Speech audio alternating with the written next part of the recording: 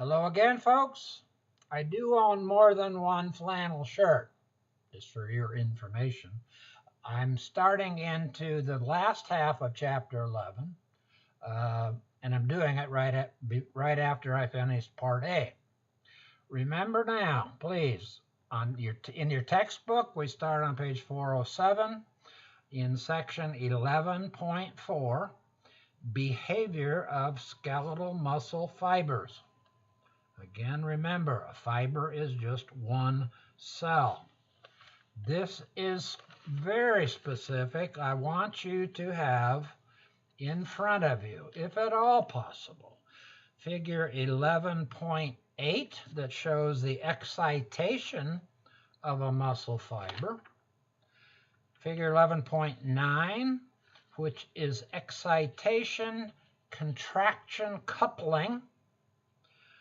Figure 11.10, the sliding filament mechanism of contraction of the fiber. And then figure 11.11, the relaxation of that muscle fiber. Now, to me, with an engineering background, I was actually an aeronautical engineer in the Air Force for about 12 years before I went back to medical school.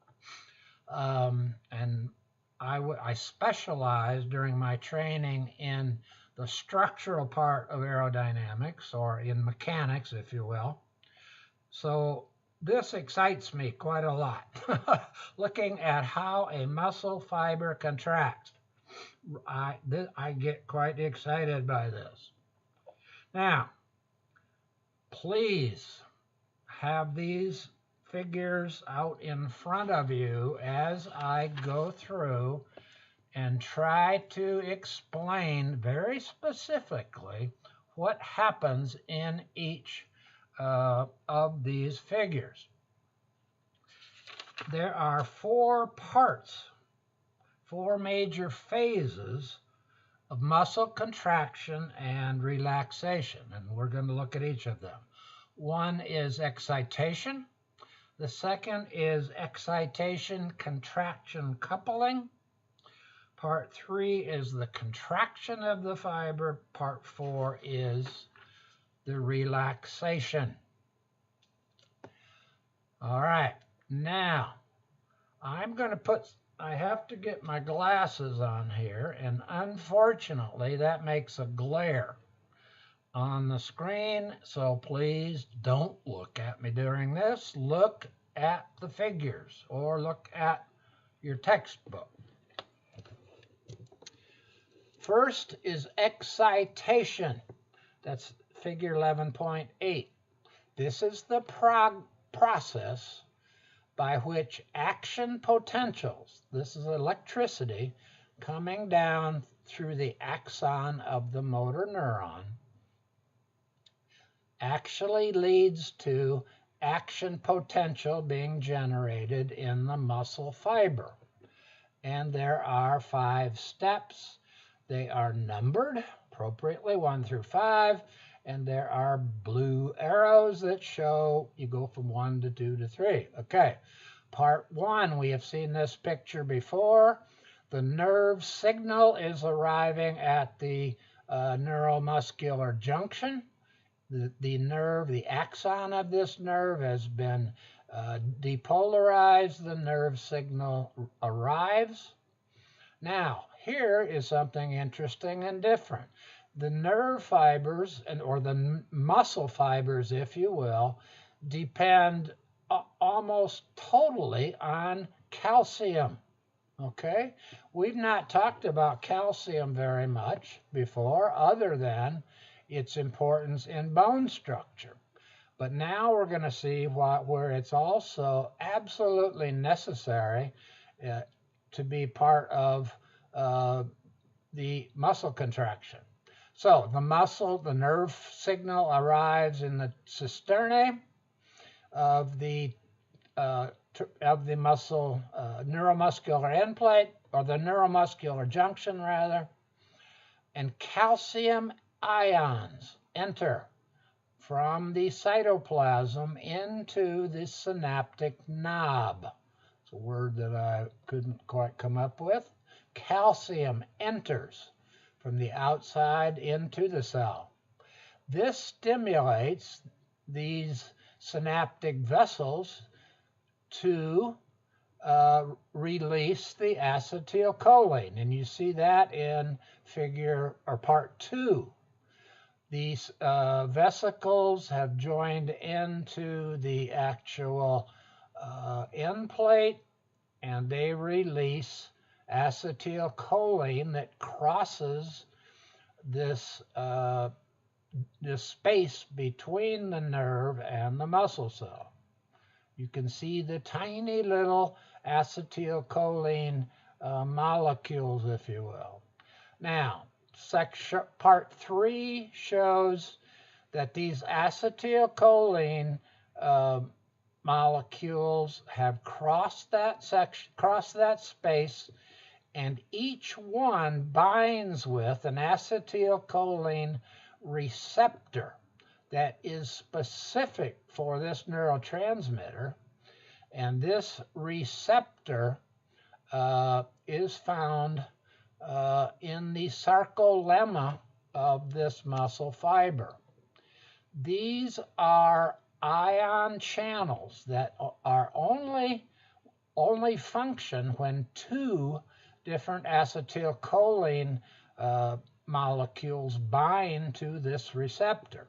This entire receptor is this purple-looking structure.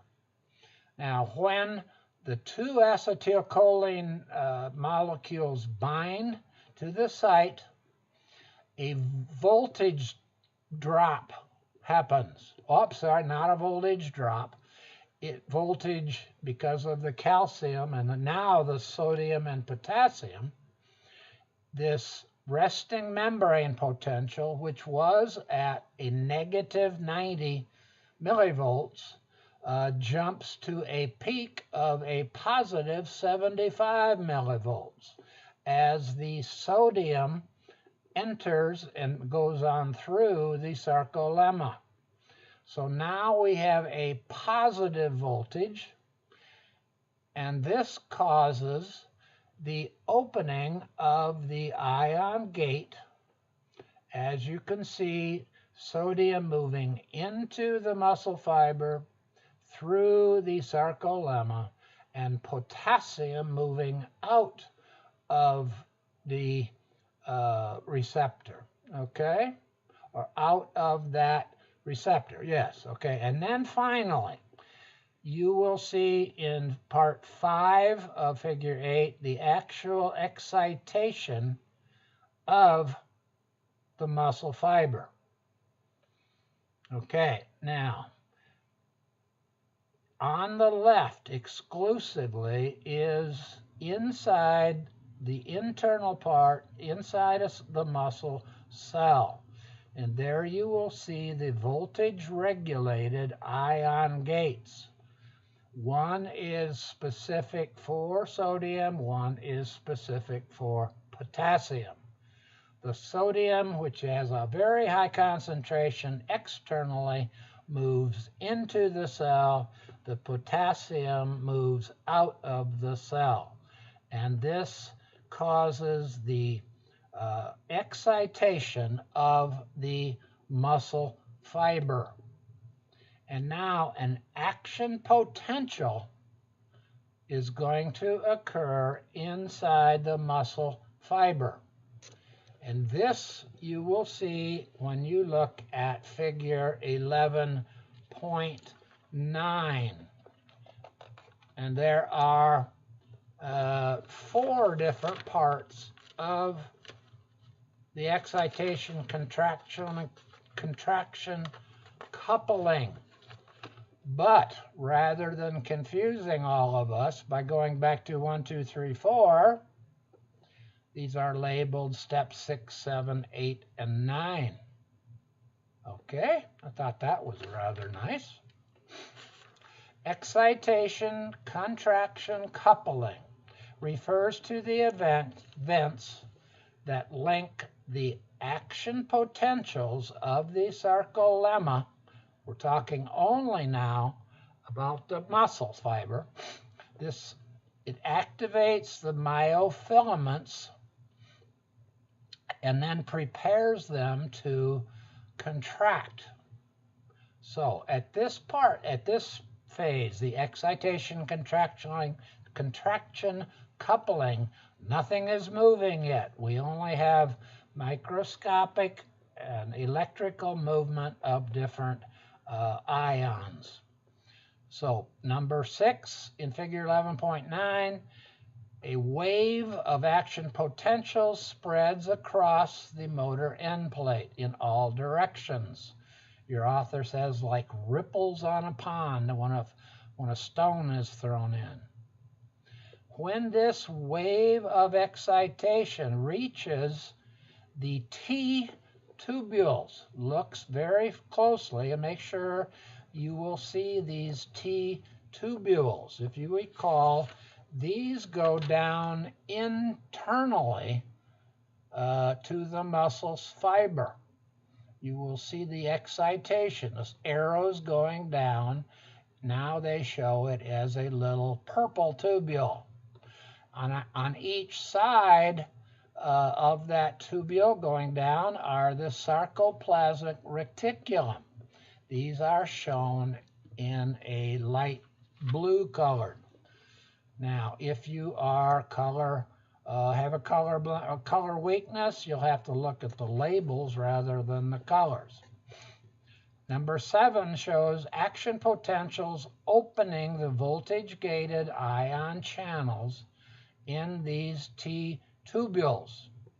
And now we see the calcium getting involved again. In the terminal cisternae of the sarcoplasmic reticulum, the calcium channels open and calcium diffuses out of that sarcoplasmic reticulum into the cytosol. You'll see these small little ions, they're whitish colored in picture number 7. They are leaving the terminal cisternae and going into the muscle fiber. Okay? And now looking very carefully at part 8, figure 8, picture 8, if you will. The calcium binds to a very specific part of the thin filament. And this part is the troponin. Okay? This troponin is a little squiggly looking thing that is attached to the tropomyosin. That is the troponin. And you will see, if you look very carefully, one calcium ion bonds to each of the troponin sites. Finally, in this part, we now look at picture 9. And this is the troponin tropomyosin complex changes. Look, it changes shape. And now it exposes the active sites. Can you see that? Going from 8 to 9. The troponin has changed the shape of the tropomyosin, and now you will see different, they look like little pores. They're labeled active sites in the small filament. And then you will see also in 9 a little myosin fibril, one of the parts of the large part of the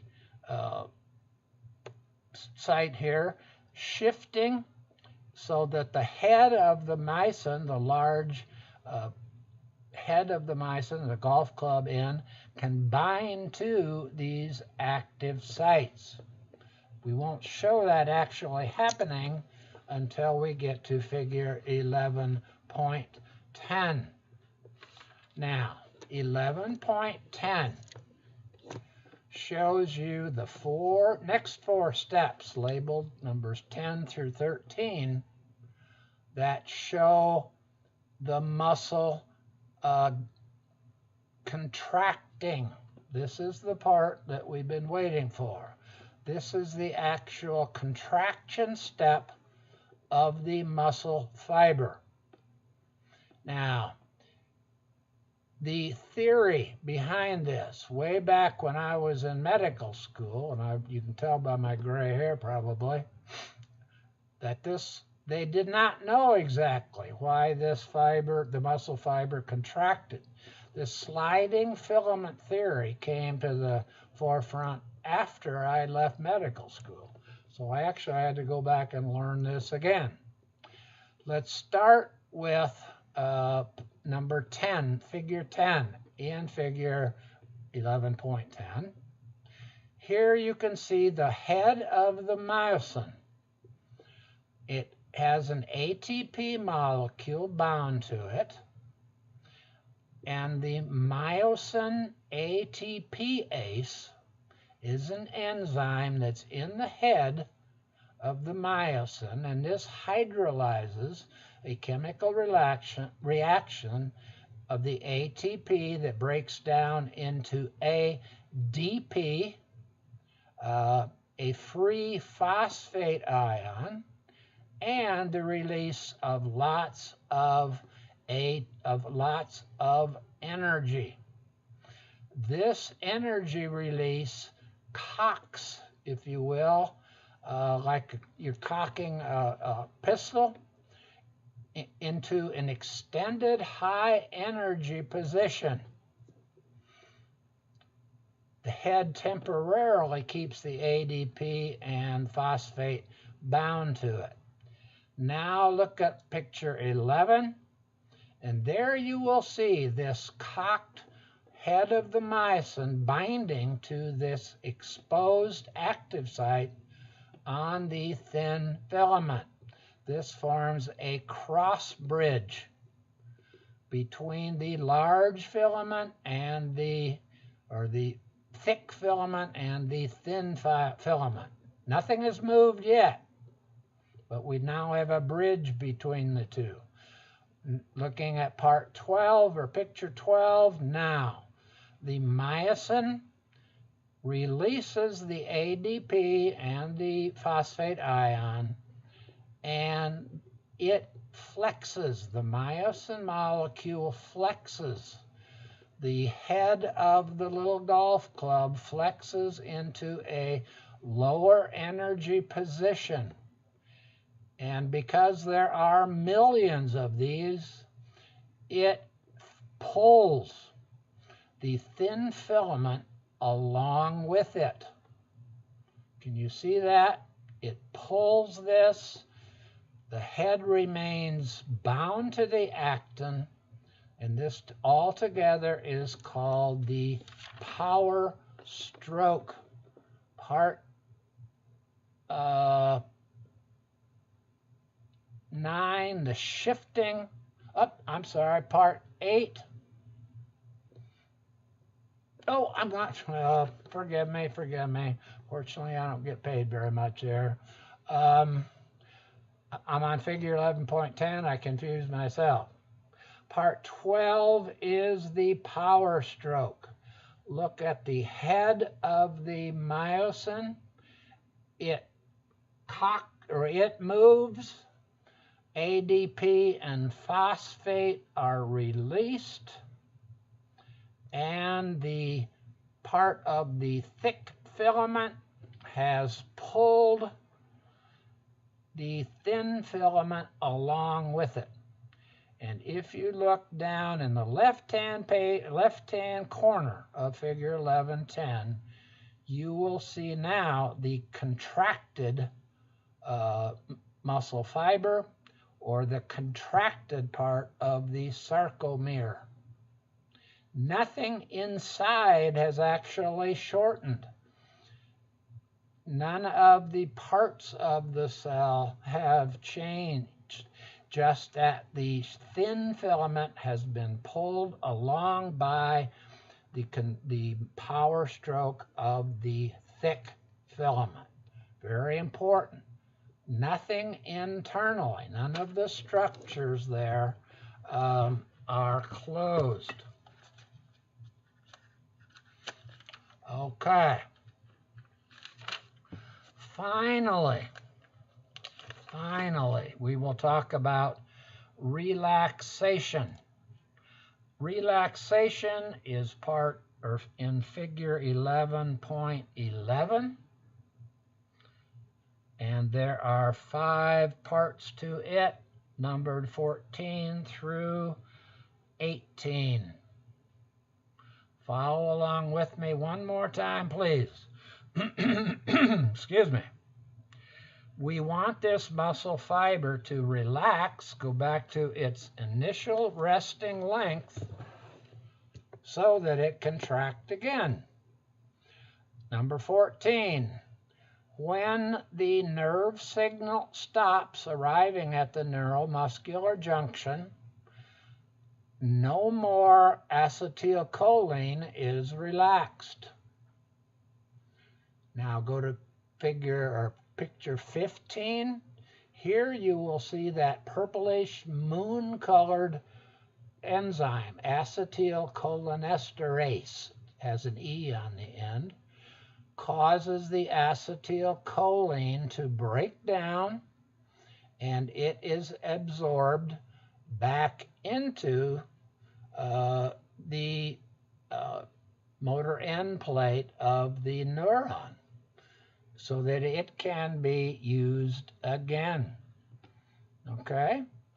The calcium can be released. It's also released into the into the endoplasm to be used again also. The cytosol, number 17. Here you see the calcium actually being released. It is released into the cytosol to be used again for another contraction of the muscle fiber.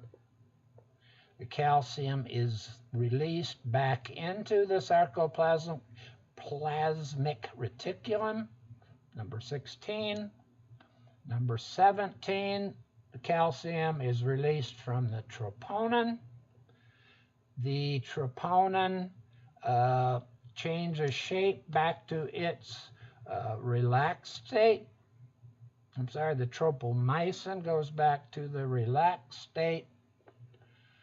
And we have total relaxation of the muscle fiber. I very sincerely apologize for my tongue gets confused. Unfortunately, that's because of the confusion that occurs in the memory neurons of my old brain. I used to be able to draw these pictures from memory, tell you every single step along the way, but I also used to be 30 years old when I started medical school. This is now 42 years later, and I have forgotten things. I beg your pardon. Now, I am going to stop talking, and I'm going to very quickly, I will stop talking after I briefly look at section 11.5 and 11.6, 11.7. 11.5, now we're talking about the entire muscle that is made up of literally millions of these muscle fibers. A muscle, the entire muscle will twitch if enough fibers have contracted at the same time. and you will see the muscle tension build up in the entire muscle there in figure 11.13. There is a latent period in all of the muscle fibers, and this just takes the time for everything to occur up until the very last step of the contraction phase of the fibers. And then there is a rise of the muscle tension during the contraction phase. It hits a peak and then drops back off to the resting phase during the resting. The tension returns to its resting state during the relaxation phase.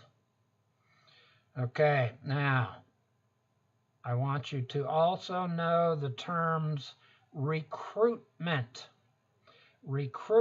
or multiple motor end summations. If we only had one muscle fiber contracting, I guarantee you nothing much would happen. But when one muscle contracts, maybe this muscle is still very small, we may want to lift something even heavier. The only way to do this is to have several different muscles joining together. And the way that happens is when in what is called muscle recruitment. And there you can see kind of a picture of what's happening in figure 11.14. Especially in the top just shows the various strength of the voltage that is being applied, and then in figure the bottom shows the muscle tension that is being built up until finally there's enough muscle tension to lift something or move something, whatever you want this muscle to do. I also want you to know the terms isometric and isotonic contraction. Iso means the same. So isometric contraction occurs when a muscle contracts, but there's no movement. There you will see this young lady in figure 11.16. The muscle is contracting, but there is not enough strength, enough tension for it to lift that little dumbbell. That is isometric. And then part B is isotonic. Now the muscle tone, the tension builds up enough so that she is able, that biceps muscle is able to shorten and lift the small dumbbell. So the biceps muscle remains at the same muscle tension, but this allows the dumbbell to move. And then sometimes there is what is called isotonic eccentric contraction. This occurs when the muscle is being lengthened to allow the dumbbell to move back to its resting position. There's still tension in the muscle, but less than there was before. You should also take a look at 11.15 at the top. You have probably heard of the term tetanus, not the disease tetanus, but the part of a muscle contraction is called tetanus. If a muscle is stimulated slowly, that's figure A, or picture A of figure 11.15, the left one, you will see the individual contractions, the individual twitches. These in between, the muscle fibers are relaxed, or the whole muscle has enough time to relax to its initial state. Part B, however, shows that if this muscle is stimulated rapidly enough, the muscle tone, the muscle tension actually builds up. It's higher than at each twitch. When you get to the very top, this is called incomplete tension of the muscle. And this occurs due to summation, a time or temporal summation of these twitches. Finally, in picture C, if this muscle is being contracted much, much too high, it develops what is called complete tetanus. It cannot contract anymore. It stays at this complete tetanus phase with the absolute most tension that this complete muscle can exert. Now, again, do not confuse this tetanus with the disease that you can find out about if you take another of our courses that are available in pathophysiology. This talks about diseases. Now, just a little bit about muscle metabolism. At the very beginning, we talked about two different sources of energy and oxygen that are in the muscle. And these are myoglobin and starch. These are the sources of ATP and the sources of energy. Okay, we have short-term energy, long-term energy. If the energy runs low, we have fatigue of the muscle. There's various different theories for why that fatigue occurs. There are different ways of building up more endurance in that muscle. I want you to go through and read about this on your own. Just try to memorize some of the terms that are in black in those sections.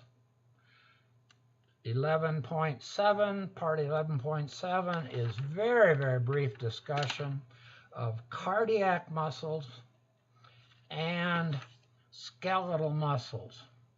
One of the best way of describing the difference between these is to look carefully at table 11.5 on page 424. This compares a skeletal muscle to a cardiac muscle to a smooth muscle. We will learn much, much more about each of these other muscle types as we get further into our wonderful textbook. Okay, I am going to quit now talking because I've just about lost my voice. And I will not start into chapter 12 until I get my voice back. I hope I did not bore you very much. I hope some of you are excited about this as I used to be. Seeing all of these different things